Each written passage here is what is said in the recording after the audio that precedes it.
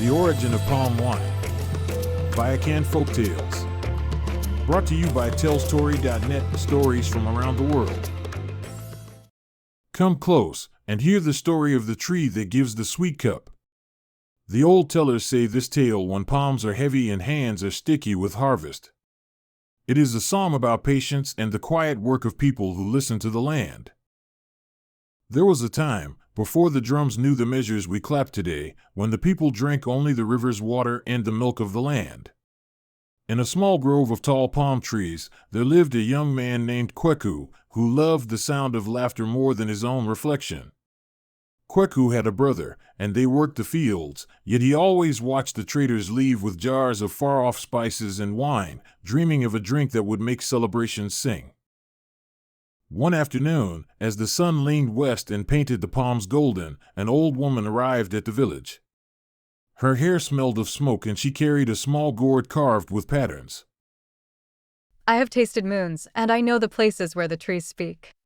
The villagers gathered, and Kweku's ears pricked like a listening goat. The old woman told of a secret. If a man listened to the palm and coaxed it with song and patience, the tree would offer a sweet sap. But heed this, the sap will give only to hands that give back. Take without care, and the tree will close its mouth. Kweku could not sleep that night for thinking of the sap. He rose before the roosters and walked among the palms, touching their trunks. He sang to them the songs his grandmother hummed while pounding cassava. He set small offerings, a pinch of millet, a smear of palm oil, into the crooks where the fronds met the trunk. Days turned to weeks, and Kweku's patience wore at his edges like river stones. Then, one dawn, the palm trembled. A sweet drop collected in a leaf and fell into a waiting gourd. Kweku's heart beat like the mender's drum. He tasted the sap. It was bright and clean and carried the smell of rain. Word flew, Kweku had found the palm's treasure. He shared the first cups with his neighbors.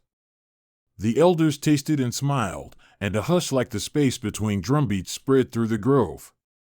The people learned to tap the palm with respect, a small notch, a gourd hung with care, and a song to the tree. Festivals changed, gatherings had a new sweetness that loosened old grievances. The youth danced differently and old lovers held hands with softer patience. But there was always one whose eyes sharpened at new gifts. A trader from the town, whose belly longed for coin more than company, saw the new drink and thought only of bottles and sale. Teach me how to make it for the market, and I will buy your jars at good price. Greed crept in like a vine. The people were tempted. They imagined jars lined up on the road, money woven into sacks. Yet the old woman said, If you ask the tree to give without care, it will dry its mouth. Treat it like a friend, and it will remain a friend. Take with greed, and it will forget your name.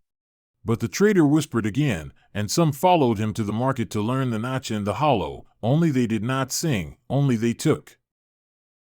Soon, the palms in the far fields that were used for quick gain grew thin and silent. The sap tasted bitter where the notch had been deep and careless.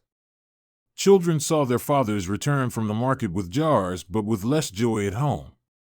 The village knew a sorrow that counted like lost days. Kweku and his brother gathered the people beneath the oldest palm. The elders told a story of balance and gave the traders a choice: honor the palms with patience and share the craft, or leave the grove. Those who chose haste saw their jars empty faster than the sun's warmth. Years braided themselves into tradition. The people made a law: each family received a season to tend one tree, and they would share its sap with the compound.